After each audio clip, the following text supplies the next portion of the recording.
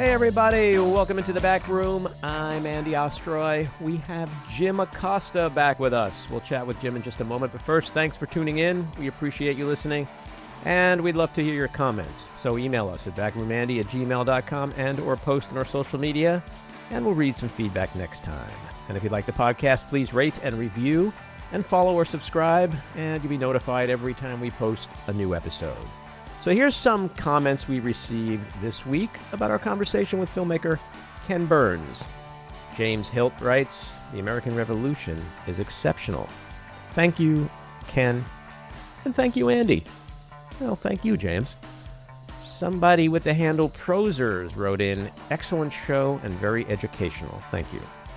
Someone with the handle Jolly Jaw said, "I love you, Mr. Burns." And Ann Magnuson writes, "Must see this." And I agree. You really should watch The American Revolution. It is transcendent. All right, let's get to our big thing of the week.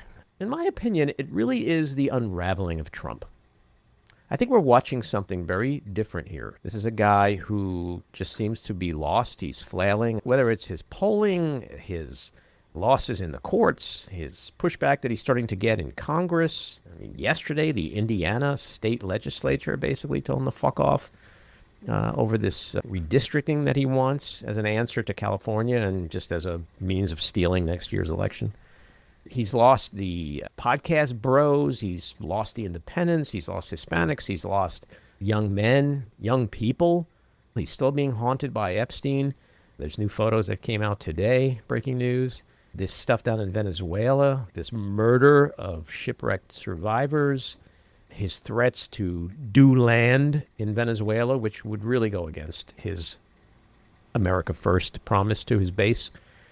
And we're seeing something different in the air. It's like a resistance to Trump from within, from his own base. I mean, there's the Marjorie Taylor Greene thing. Do you sense something different happening? A weakened Trump, a more emboldened Republican Congress, and just more emboldened Republicans across the country at the same time he's tanking in his approval?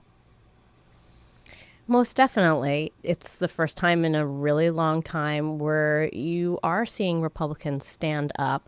I have to give Marjorie Taylor Greene quite a bit of credit because she put herself on the line. She has been receiving death threats for her kid. And I don't love her, but she really, I think, ignited this fire. I think it is the total collapse of MAGA that's happening. And you see it. You see it like down the path with House Republicans. They have these discharge petitions that are coming. I mean, there are 3 so far, and I think there are another 3 that are happening next week. This is unheard of, right? Well, the thing that's happening that I always thought would one day come, the question is when would that day be, is that they don't support him. They're not loyal to him because they like him or they agree with his policies. They live in mortal fucking fear of him. They're expecting people to show up on their front door with shotguns, okay? Sent by Trump. Like that kind of fear. They're fearing for their lives. And we've heard this for a long time. And that means Trump has this rock solid hold on the base. Well, what happens when it starts to become evident that he may be losing that grip? That maybe a lot of people in the base are upset with him over his continuing failure to deliver on his campaign promises. And what happens when Republican Congress people see that and they go, okay, maybe he doesn't have the same grip. Well, if he doesn't have the same grip, and I hate this motherfucker as much as everybody else does, maybe now's the time to start opposing him. And that's kind of what it feels like we're seeing. Yeah, I think it's more self-inflicted in that he is showing such severe signs of dementia and this confusion, which is leading to these anger and aggression outbursts. And, you know, this is classic Alzheimer's dementia, that you get angry because you're confused, or we don't know because of his physical ailments whether he has physical discomfort, which is also making him completely confused and agitated. And I think that this is really where the base is looking at this and seeing that he's not only not addressing any of the things that he promised, but he seems completely disconnected from reality. I mean, he's always been disconnected from reality, but now it seems more extreme. It seems almost like a medical condition.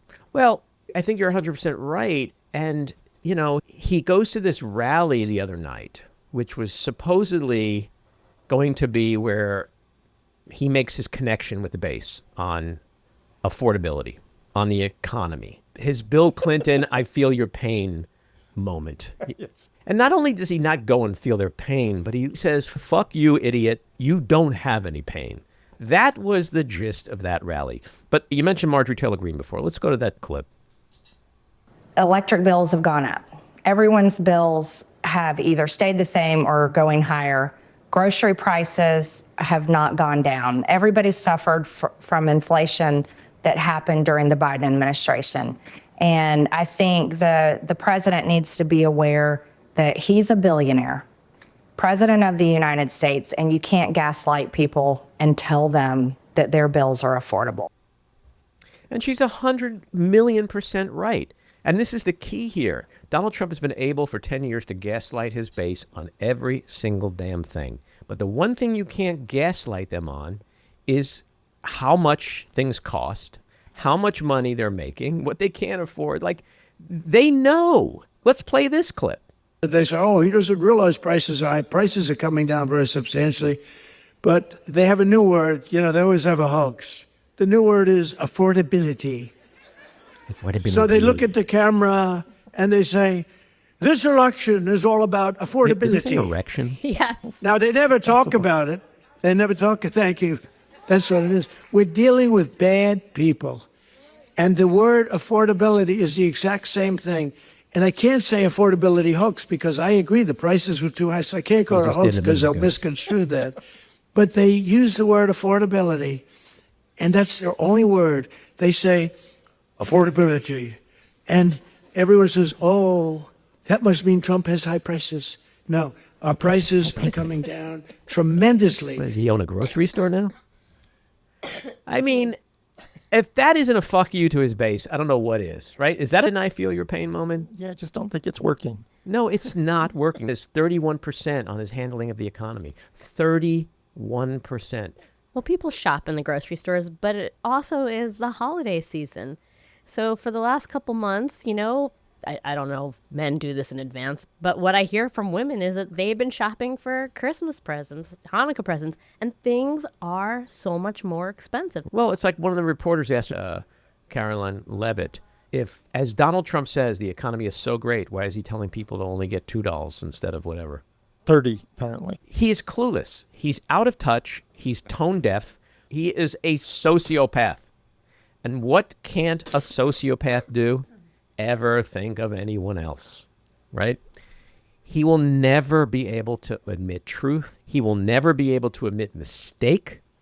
He will never be able to do what his handlers and his base wants him to do, which is just to say, economy's not great. I'm on it. I'm on it. I feel your pain. I'm on it. Stick with me. I'm on it. He can't do that. Instead, he does the opposite.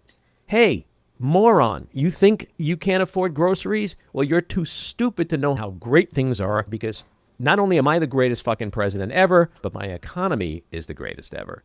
I mean, it's interesting because he's sort of doubling down where Biden failed to communicate this message. He's doing the same thing Biden did. But even worse.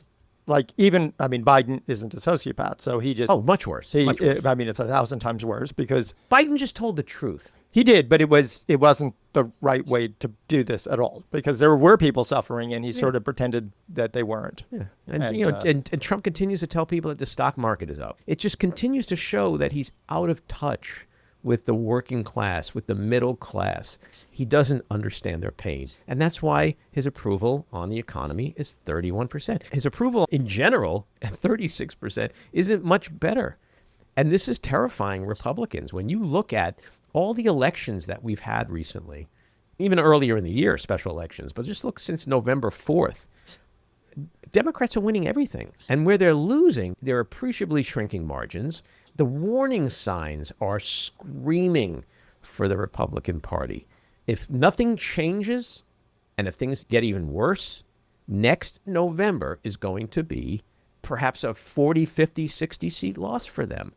And so with this economy, inflation is rising, unemployment is rising, the impact of the tariffs. We just saw a huge lawsuit filed by Costco. There's probably going to be more lawsuits, guaranteed. And so nothing's going to change. Things are only going to get worse. And that's why I think at the same time as more and more Americans get upset with him, Congress, Republican Congress, people are going to get more and more empowered and go against him. And that means the next 12 months could be really ugly for him. And to your point, Maddie, that's why I think he knows a lot of this stuff. That's why he's lashing out. That's why he's so angry. This is a post that he made last night. He pretty much brags how everything is wonderful, that nothing is bad, everything is wonderful. Classic Trump. Here's the part I love the most. When will I get credit for having created, with no inflation, perhaps the greatest economy in the history of our country? When will people understand what is happening? Oh, my fucking God. He's like my 5-year-old grandkid. I did good, right? I did good, right? It's cute when Cooper does it. It's not when this maniac does it. That's all he wants is credit. Yep. So that's the problem. He's shitposting in the middle of the night that it's consumers' fault. They're just too stupid to understand how fucking amazing he is and it is. That's the tragedy. Yeah. Well, that's why he's at 31%. Well, they're completely doubling down because what the Republicans' problem is that it is the dog that caught the car. They have wanted to shrink government to nothing. And here we're going to see the results of that. We're going to have 20, 30 million people who will not be able to afford health insurance very soon. And you have none of the safety net in place. You have everything falling apart, prices going up, and they've essentially abdicated all responsibility for this. And he just says everything is perfect. And that is, to your point, why 2026 could be an incredible bloodbath. And speaking of 5-year-olds, let's play this clip. But I do want to talk about the economy, sir, here at home. And I wonder what grade you would give A your plus. economy. A plus. Yeah, A plus, plus, plus, plus, plus. Plus, plus, plus, plus, plus, plus. That's like his pharmaceutical prices are coming down 800%. I mean, honestly, I think he could have thrown another few pluses in there. I mean, of course. A plus, plus, plus, plus, plus, plus, plus, plus, plus, plus. Do you think he ever Just got for a grade emphasis. in college? Do you think he graduated college? I don't even think he's human. Seriously, he's like the fucking shark from Jaws. Cut him open. There's no organs in there. There's like beer cans, pennies, small fish. He's not human. Have you ever seen anyone like Donald Trump? No, I haven't. Right. He's just not human. Well, because normally Not a human. He's an alien. I swear to God, he's been sent here. You know, we have all this talk now about UFOs and intelligent life from other planets. Like, I swear to God, he's been sent here. All the Trumps, the whole family. They are all sent here from some other planet. They're aliens. You just called them intelligent life. No, he's just been sent here lacking any normal human emotion that us Earthlings have. So he just like sounds like somebody on fucking Pluto might think Earthlings sound and act like. Oh, I thought maybe he was an outcast, that this is their, like, they basically expelled him as if this is his prison. No, I honestly think he's been sent here. The species that sent him here, they don't have like hearts and lungs and feelings and all that. So like they didn't make the Trumps with that shit. Because how else do you explain that? He feels slighted. That he feels. Poor guy. I know. What's a billionaire who's been elected twice to the U.S. presidency and who escaped every prosecution to do? He's such a martyr. God, the victimhood. Here's something really interesting in terms of the conversation about congressional Republicans. There's this little thing called filing deadlines. That means if, let's say, sometime over the next several months, you sit back and you're like, nobody has filed to run against me. I can't be primaried. Maybe my balls shall grow. Right? Inshallah. That's going to get very interesting. A lot of people are talking about that once these filing deadlines pass, and you don't have to worry about Trump primarying you, and he's a lame duck, and he's at 31% or lower. It's an interesting little landscape there. That's true. And speaking of sociopath, who finds himself again this morning with new Epstein photos and the question of how he has or hasn't treated women over the years, let's play this clip.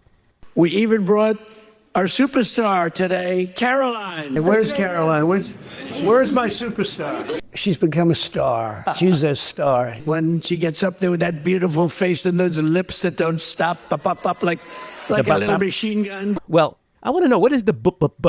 The bup. And to answer that question, I happen to have my Trump translator here. Okay. So we're gonna run it through. Okay. Tits and ass. Of course.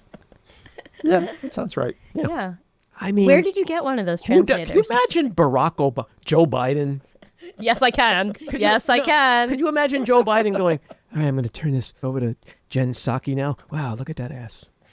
I Look at that ass, can. folks. Look at that ass.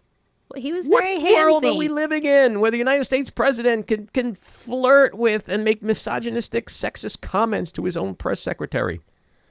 Okay. Well, that bar. I mean, I think that. Here's the most important question. If you're Caroline Levitt, in your mind, are you going, I beg your pardon, Mr. President? Or, why, thank you. I'm going to say option number 2. She's going to be like, yes, I am hot today. What about the TNA, sir? I mean, her husband is like 40 years older than her already. At least. I thought he was At like least. 60 years older than her. He's old. He's old. So the other thing is this rally that he went to in Pennsylvania, in the Poconos. Ooh, the Poconos. Yeah. With the heart-shaped bed. Heart-shaped bed. And In a casino. And the vibrating heart-shaped bed. Ooh. It was near Luzerne County, which voted 2 times for Barack Obama, and Trump 3 times. Democrats, last month, swept 4 of the 5 county commission seats. Wow.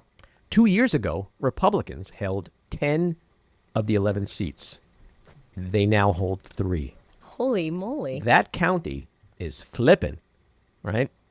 2 other things that happened this week were the mayoral election down in Miami, where Eileen Higgins, a Democrat, she won that seat, which a Democrat hadn't won in 30 years. She's also the first woman to become mayor in Miami.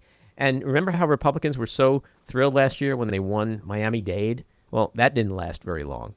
And over in Georgia, Democrat Eric Gissler flipped a state house seat in a district that Trump won by double digits. So there's so much going on that Democrats can look at and be really, really excited about heading towards the midterms. It gives Democrats a lot of hope. Plus, the resistance movement is pretty strong. I would just caution that Democrats don't get too euphoric like they did last year in November. All right, let's get to the winners and losers. My winner, the discharge petition, which employed bipartisanship for the 3rd time this year in the House to bypass Mike Johnson, highlighting his slipping control over policy issues. My loser, Americans will continue to get less from healthcare benefits and will pay significantly higher costs as the Affordable Care Act subsidies are left to expire at the end of this month. My loser is anyone who thought we'd take AI safety seriously. Trump's executive order on Thursday aims to eliminate any guardrails states have placed on AI. My winner is Maria Corina Machado, who fled Venezuela this week to accept her Nobel Prize in Norway. My winner, New York City Mayor-elect Zohran Mamdani, who says the NYPD will arrest ICE agents if they break the law. My loser, Kristi Noem, whose performance at yesterday's House Homeland Security Committee hearing was an unmitigated disaster. She's likely gone next month. And that gets us to the weekly rant. Donald Trump's approval is in the toilet at 36%. Worse, it's 31% on his handling of the economy. Congressional Republicans are angry and starting to rebel against him, and he's lost independent voters, Hispanics, young people, and even part of his MAGA base over, among other things, the affordability issue. So his handlers decided that after sitting on his ass at home, he needed to get out, again, and mix it up with his base. Hold a rally and assure his supporters and the party's base that he understands their working and middle-class economic struggles, and that he's working hard to help them. So off he went Tuesday night to a casino in Pennsylvania's Pocono Mountains.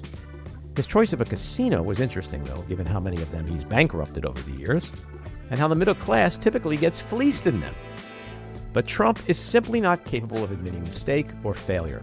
And as I said before, he also lacks normal human emotions, like compassion and empathy. And the truth is, and contrary to what the base believes, he really couldn't give a flying fuck about them. So no surprise, not only was he off message in Pennsylvania, he mocked the message. And it was a huge fuck you to MAGA.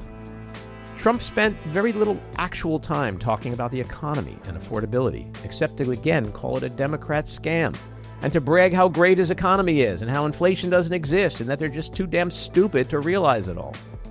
His speech was full of racist insults targeted at Minnesota Congresswoman Ilhan Omar, who he wants to deport. It was full of attacks on transgender Americans and electric cars, inflammatory immigration rhetoric, brags about his tariffs and the stock market, effusive praise for embattled SecDef Pete Hegseth, threats to invade Venezuela, and that Joe Biden is, quote, a sleepy son of a bitch who destroyed our country. And his overall racism was off the charts. He called black and brown countries shitholes, said Somalia is, quote, filthy, dirty, disgusting, ridden with crime, and lamented, quote, why is it we only take people from shithole countries, right? Why can't we have some people from Norway, Sweden? I'm venturing to guess that he means white people. Over the past 10 years, Trump has been able to successfully lie to MAGA about everything. He's a master at gaslighting, projection, and propaganda. But he and the party are realizing he cannot lie to them about their own pocketbook. They know how high prices are. They know what they make. They know what they can spend and what they can't afford. And they know this economy is anything but great. They know the truth about rising inflation and unemployment. And the truth is, Trump is helping Democrats so much, he should be on the payroll. And that's only going to get worse because he's a pathological liar and a sociopath who's incapable of telling the truth and will continue to insult even his own base, as he did this week.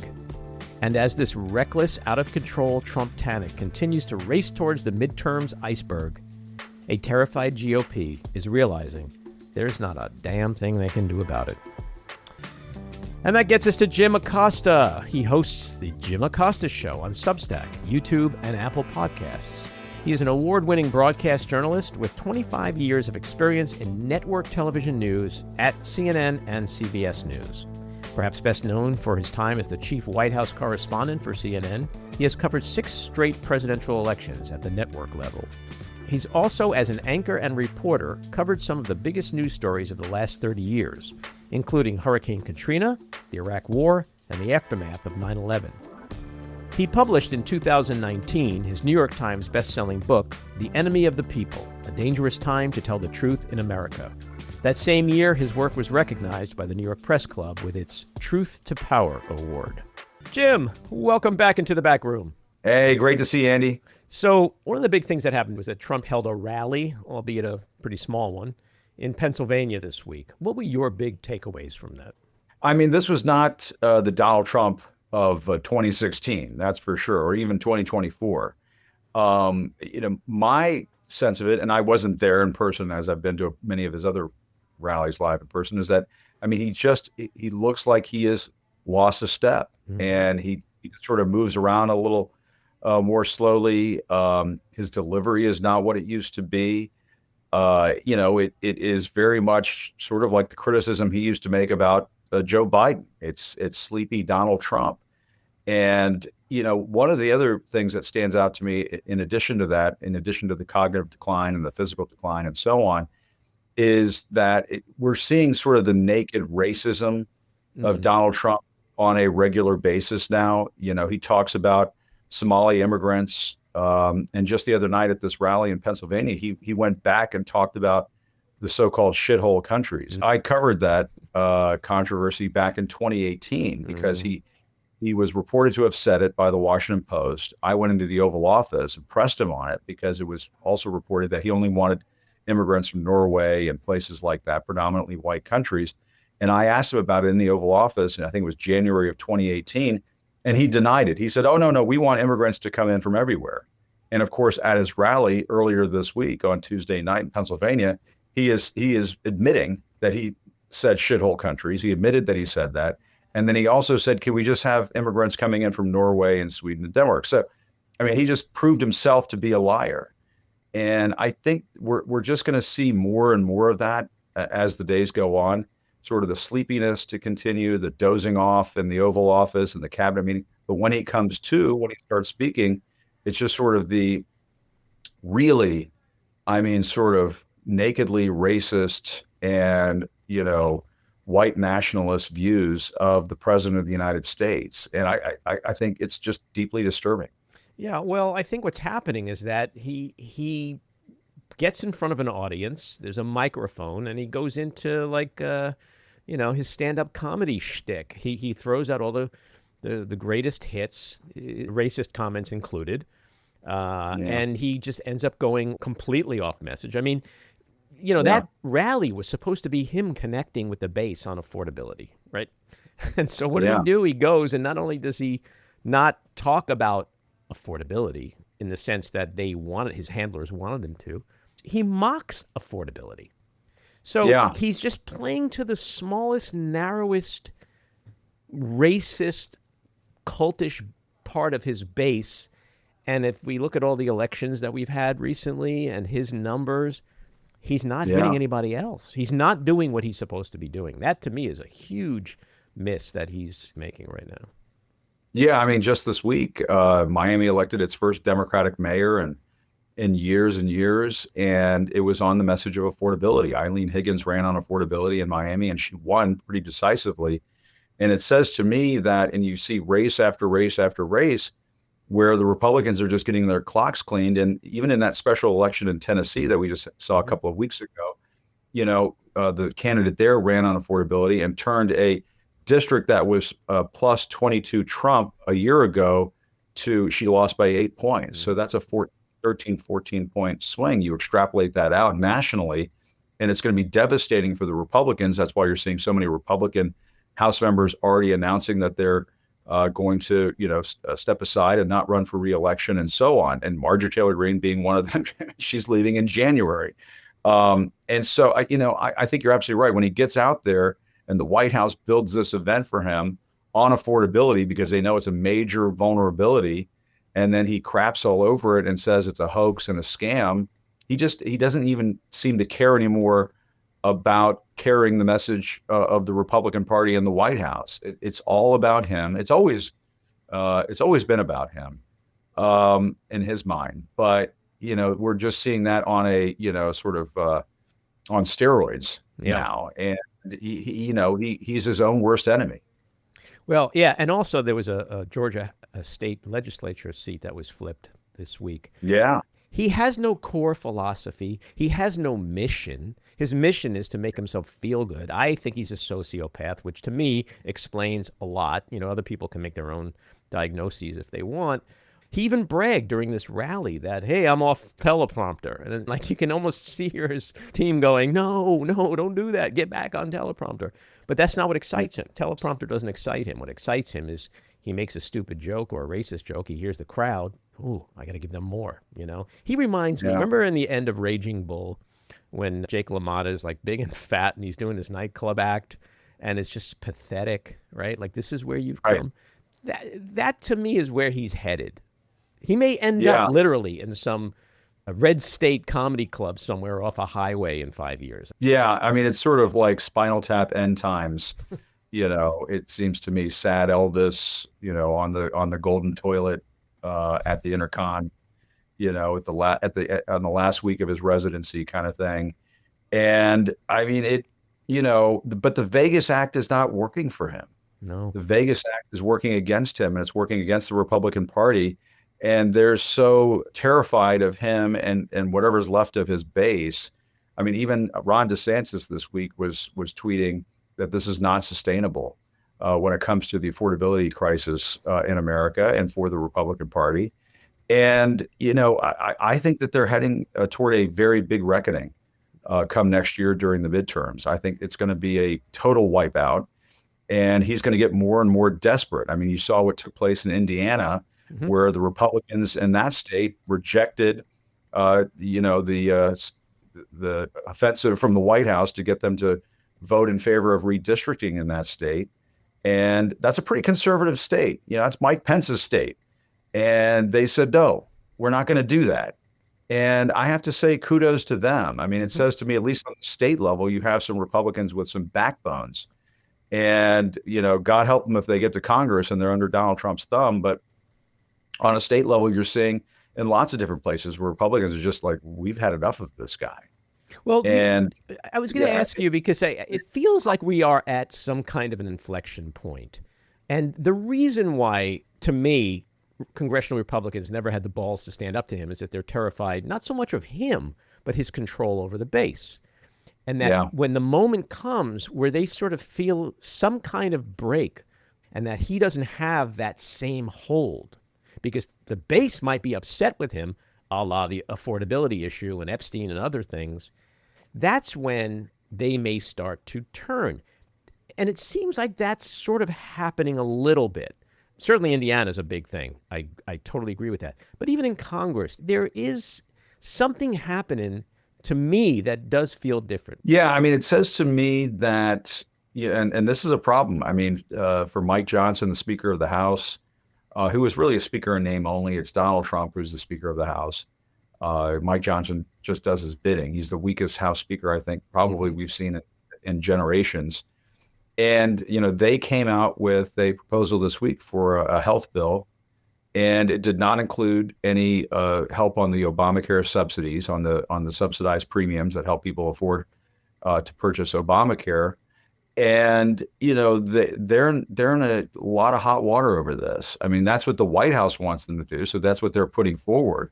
But it's not what their constituents want them to do. I mean, we saw even Marjorie Taylor Greene saying that her own kids, their Obamacare premiums are going to skyrocket. And people are seeing this all across the country.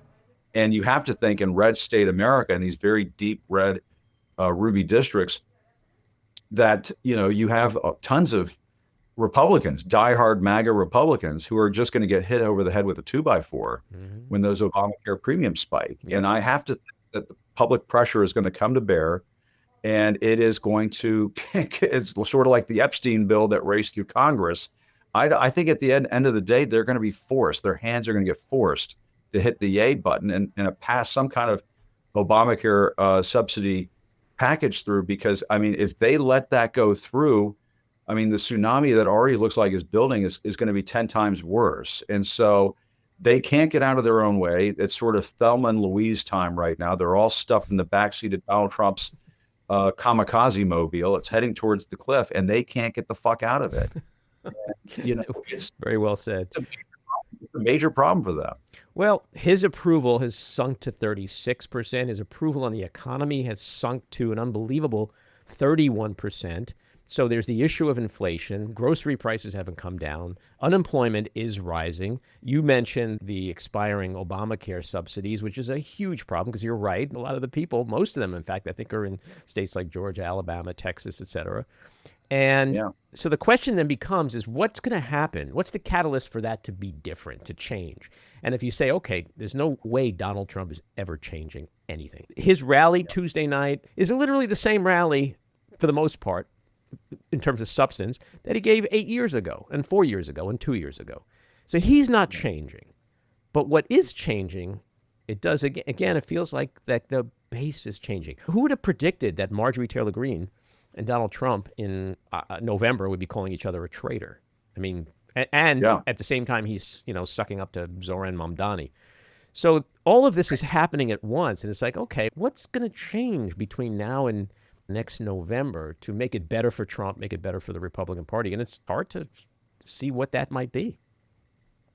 Yeah, I mean, I think that, these drug boat bombings in the Caribbean, the saber rattling over Venezuela, that's an indication that they are flirting with the idea of some sort of military action there. But is there really anybody in America, even Republicans, is there anybody in America who thinks that that is being done for legitimate national security reasons? That is an entirely political exercise. And the killings of whoever is in those boats, maybe they're drug dealers, who knows, but they're in these tiny boats. They're like water skiing boats that they load up with cocaine. They pose no threat to the United States. They're not even headed here. They're not even headed to the United States. Headed here in most cases. And I think in almost all cases, they're not headed here. Mm-hmm. They're being bombed from the sky in these sort of extrajudicial killings, sort of like Duterte did in the Philippines, not constitutional. And does anybody believe for real that this is about a war on drugs or for national security reasons? It is purely a political exercise. And so if Donald Trump wants to go George W. Bush and launch a war of choice in Venezuela, he's going to get his ass handed to him. I'm telling you. And if any service member dies as part of some political exercise to save Donald Trump's skin, they are going to have hell to pay. And God help us if that happens, because that would be just such a crass misuse of our armed forces that it would just be, I think it would be unforgivable. Because Donald Trump plays checkers and not chess, and he eats the checkers pieces instead of playing checkers, these thoughts don't go through his mind. All he thinks about is self-preservation. All he thinks about is saving his own ass, and the rest of it be damned. And so I barring some sort of cataclysmic paradigm changing event like aliens landing on the National Mall, or Elvis coming back from the dead, or Marilyn Monroe coming back, I don't see what bails out Trump in this kind of a situation. He may try to start a war to save his political ass, but I don't see that saving his political ass. I see that making it much, much worse for him and the Republicans. Yeah, and he's also staring down the barrel of the Epstein scandal. He is dealing with this Department of Defense, Pete Hegseth crap, which his base is pissed off at, because what happened to America first? And what happened to the fentanyl? Wasn't Venezuela and the drug boats supposed to be all about fentanyl? Fentanyl comes from Mexico through China. And at the same time that he's bombing drug traffickers, he's pardoning Hernandez from Honduras. So none of it makes any sense. So the question is his base capable of putting these facts together and going, wait a second, this makes no sense? Yeah, probably. In a lot of cases, probably not. It's a little bit like, the South Park characterization of J.D. Vance playing Tattoo, was it Hervé Villachez? Was that his name back in the day? Yeah. Show boss, whatever you want, boss. The plane. The plane. I mean, a lot of these guys are just going to continue to be that sort of sycophantic sidekick to Donald Trump, no question about it. But I think in many cases, in these swing districts, it is going to be curtains for these Republicans. And what's happening in California with the redistricting in California may end up being a hell of a lot more successful than the Republican efforts to do redistricting, and so that may exacerbate things. And so, it just seems to me that's what we're looking at this point. I've covered Donald Trump through a couple of midterm cycles in 2018. It totally blew up in his face the way he went after immigration. Mm-hmm. A lot of independent-minded voters in those swing districts, and I might tear her hair out and say, how do these people go from voting for Obama, then Trump, and then Biden to back to Trump? Who are these people? What are they doing? But there are people who do that. Mm-hmm. And, they're middle of the road Americans, and they sort of shift with the winds of the economy and so on.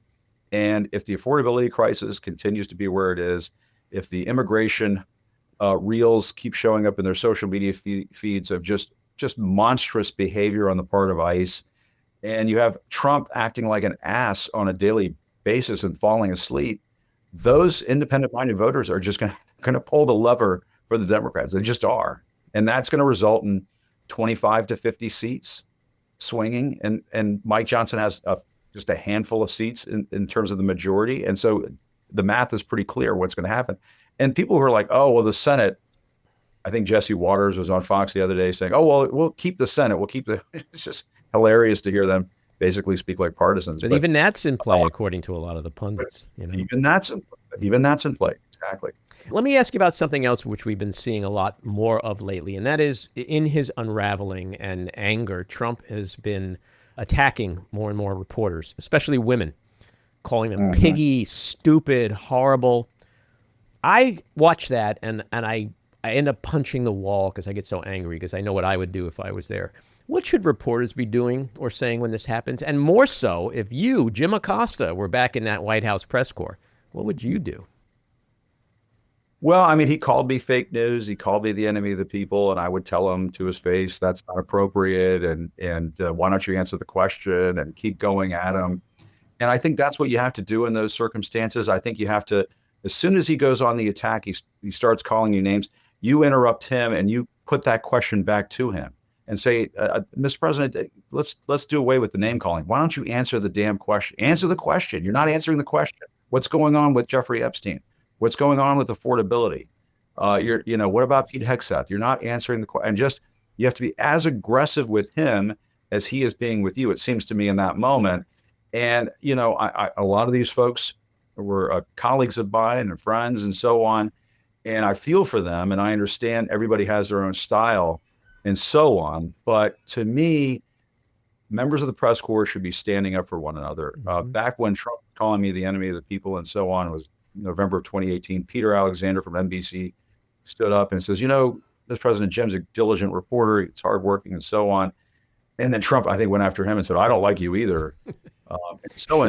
But can we just see a little bit of that right now? Can somebody stand up for somebody else and not say at the end of this, thank you, Mr. President, quiet piggy. Thank you, Mr. President. It just looks bad. And if I were the bosses of these reporters, I would pull them aside and say, yeah, I get it. You're covering the president. You want to treat it with reverence, respect, and so on. But when you're in these kinds of hostile environments, it's okay to be a little aggressive back toward him. And if you do, I will have your back. I'm not sure any of that is going on right now. And in some of these cases, the news organizations are just not showing a lot of backbone. They take the abuse and they just kind of move on to the next question and the next day. And I think the message should be sent to the White House. Listen, we're not going to come in there and cover your rantings and ravings in the Oval Office and the cabinet room. And so we're just going to pull our crew. And we're not going to be in the pool. We're not going to participate. We'll see how you like that. And we'll see what happens at that point. Because I will tell you, Trump, what he cares about is having those cameras in the room. Absolutely. He loves going around, even if he doesn't know the answers to the questions that are being asked. Mm-hmm. And in some cases, he kind of spaces out and doesn't even know what the question is. I mean, it's pretty bad the way he's behaving these days. I think it's part of the reason why he's lashing out so much. But the news organizations have to show more backbone and stand up to this stuff, or it's going to continue. And people might say, oh, well, who cares? What's the big deal? It sets a terrible example to the American people and the rest of the world to see the president of the United States behaving like a lunatic towards the press. And do we want that to spread like a virus around the world? Do we want that to spread like a virus into every state house and city hall in the country? No. And so there's a public responsibility on the part of these news organizations to just show a little more backbone. They don't have to get into a fist fight with the president of the United States. Nobody is saying that. But you can stand up to the bully just a little bit. Yeah, it would seem like it would be totally okay and appropriate to say, Mr. President, with all due respect, my job as a journalist is to ask questions. Sometimes you might think they're hard-hitting or you don't like them, but I always ask them with respect, and I would like you to show me that respect in return. I mean, that would take 8 seconds, and you know what? Once you leave that room, you'd be legend, okay, for the next how long, right? I don't get it. Yeah. And do it professionally, do it calm, be measured. Say, sir, I learned this when I was at CBS News many, many years ago. People would point to the way Dan Rather would conduct himself in hostile environments. And you're just excessively polite. And you say, well, sir, or Mr. President or Governor, if I may ask you that question one more time, what do you think about this? And the other thing is that, the questions need to be much more hard hitting. Mm-hmm. What in the world is the President of the United States doing in so many photographs with Jeffrey Epstein? He said, I stopped hanging out with Jeffrey Epstein because he was a creep. Well, how long did it dawn on you? How long did it take for it to dawn on you that Jeffrey Epstein was a creep? Because it seems to me that this association, this relationship, this friendship went on for years and years. Now, if I were to hang out with a creep or a pedophile or somebody, one would think he would that would come to you pretty quickly, that this person was no good. And so what are you doing hanging out with this guy so much? What was going on there?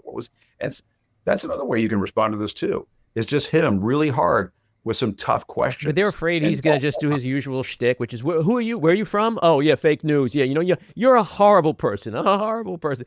And then you're in this room and that's happening to you, and you're not going to stand up for yourself. And it's like, why do you want to do that? But not only do they don't... Who's the horrible person? The one who's hanging out with Jeffrey Epstein so much. That seems to be, yeah, that seems much more questionable than somebody who asks a spicy question. But there's also no follow-ups. Like, he could say the moon is made out of cheese. They go, speaking of the moon, what about NASA's funding this year? And it's like, well, the man just said the moon is made of cheese. Are we not going to follow up on any level with that? But what's interesting is that I agree with you. I would love to see them all get up, walk out, and just say, fuck you. Talk to yourself. Yeah. Talk to the idiot from OAN.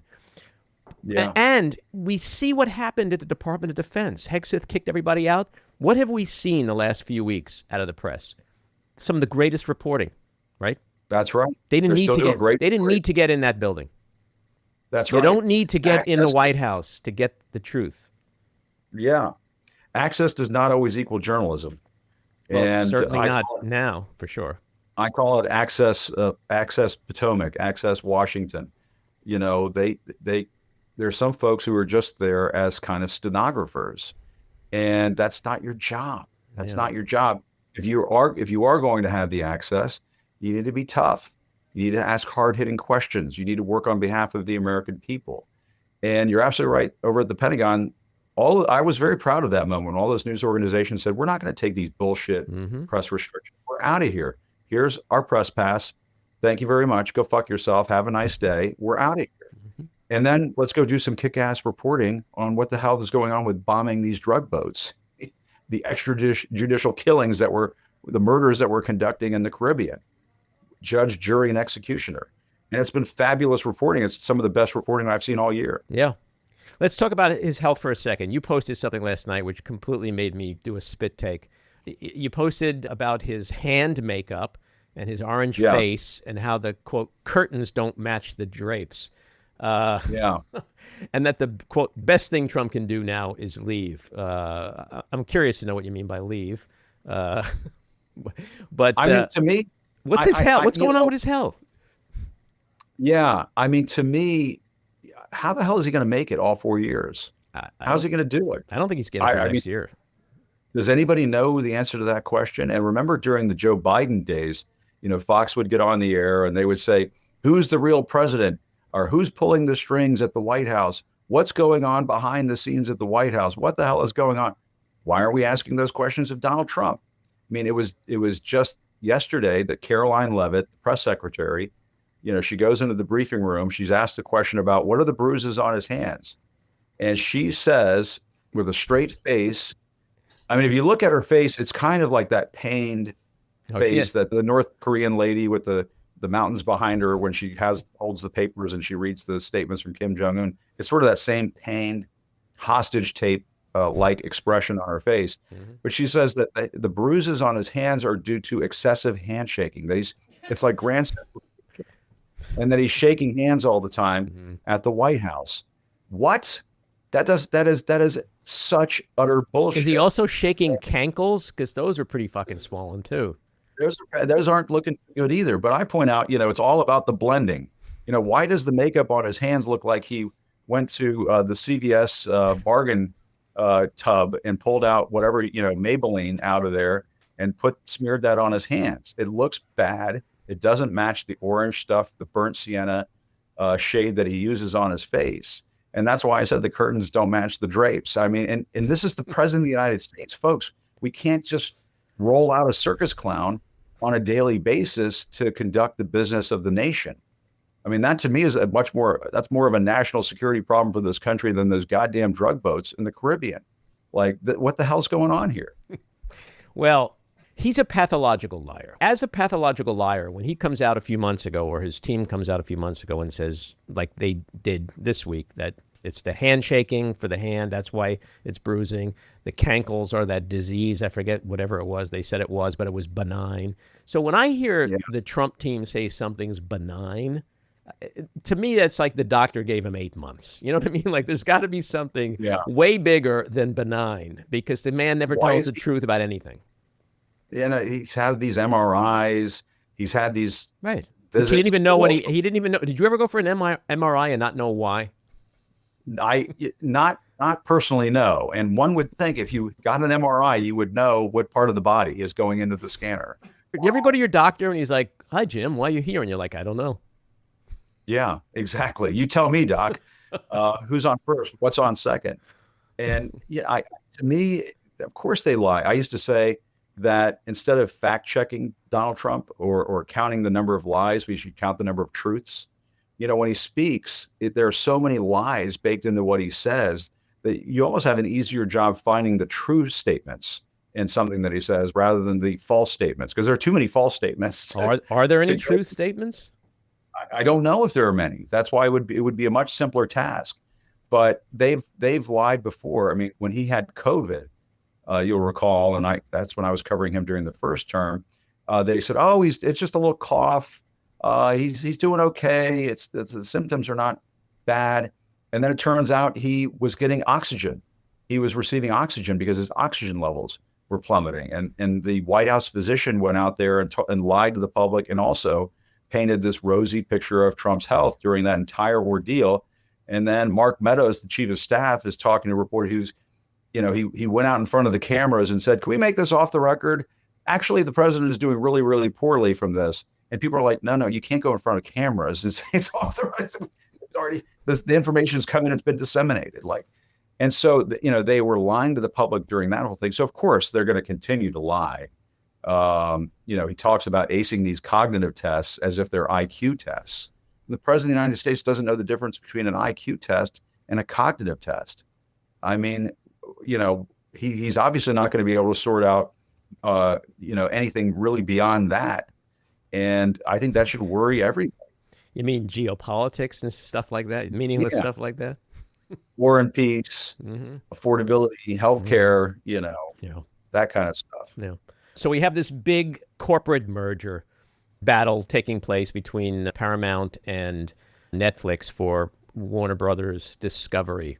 Donald Trump has made it very clear that he has his least favorite shows at CNN, his least favorite anchors and reporters at CNN. How dangerous is it to see how he is getting involved in this deal and making it known to his cronies like the Ellisons, Larry and his son David, who may end up taking it over, which CNN is part of? We're starting to see like a mix of the political and business world in a way that is very scary, isn't it? Yeah, I mean, to me, the danger is that we're seeing the free press in this country disintegrate before our eyes. And we have a situation that has been developing over the last 10 months or so, where he has figured out how to crack the code to hurt the press. He files these bogus lawsuits against companies that may have merger and acquisition deals pending, like the CBS situation, where they pay the bribe, they pay the settlement to the Trump library. ABC pays a similar amount. And what does it buy them? It doesn't buy them anything. He continues to demand the firing of people like Jimmy Kimmel, or he wants to see 60 Minutes, adopt different standards in terms of how they do their reporting. And it's just a total mess. And, you can't have him going from one network to the next, trying to figure out the vulnerabilities and poking and prodding and seeing how he can put them over a barrel. And so that's why I've been saying lately that we don't really have a free press in America right now. We have state compromised media, where you have different media companies that have been put over a barrel, where the government is using the leverage that it has to weaken those institutions and to send a message to those news organizations that, well, if you continue to report on us in the fashion that you're doing it right now, we're going to screw up your merger and acquisition deal. We're going to make life miserable for your correspondents coming into the press room and so on.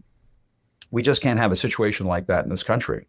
And so that's why I think you're seeing independent media, places like Substack, YouTube, podcasts, they're all exploding right now in growth, because the American people have figured this out. they don't want a situation where the government controls the media in this country. And people might say, oh, well, it's just because Donald Trump is crazy. And when he leaves, that'll be fine. It'll all go back to normal. No, it won't. How do you know that? The next Republican president, if that person gets in, may decide to do the same damn thing. And I remind my friends over at Fox, do you really want a President AOC doing that to you? Mm-hmm. I mean, there's going to be the temptation. And she would. And she might, or Gavin Newsom, they may want to just figure out a way to screw over a conservative outlet. And the First Amendment is supposed to protect us from all of that. And yet you have the FCC chairman acting like a henchman for Donald Trump. In what world is that normal or permissible? It shouldn't be. And so, at some point, maybe it's like the burned hand on the stove type of thing, and then people will react and they'll respond. But, when Barry Weiss, the head of CBS, is interviewing Erica Kirk on CBS television, and it's not really CBS News, it's on CBS television, and she's a pretty right-wing partisan. It's like, what the hell is going on there? And these are major trusted institutions that, Andy, you and I have known since we were babies, the Walter Cronkite days and so on. And, they are all being put over a barrel. And I don't think the American people should stand for it. Yeah, it is scary. And it's also really dangerous to think that a big merger could be approved by the FCC because it involves Trump's friends. And it would be under the proviso that if they take over CNN, he's going to, just name your person at CNN who's going to be out of a job because Trump doesn't like them. I mean, that's a scary place to be. But that's why people like you are so important these days, because this independent media is where a lot of people are getting their news and their truth. Jim, thanks for coming on. Great chat, and enjoy the holidays. Thank you. You too. Great to talk to you, Andy. Thanks so much. All righty. Take care. This episode was produced and edited by me, Andy Ostroy. It was co-produced by Maddie Rosenberg and Jen Hammoud for Radio Free Rhinecliff, with additional editing by Maddie Rosenberg, music by Andrew Hollander, and graphic design by Cricket Langell. And with a special thanks to our sponsor, The Epicurean. Again, thanks for listening. Please rate and review wherever you get your podcasts, and subscribe to the Backroom with Andy Ostroy YouTube channel, where you can watch full videos of our interviews. See you next time.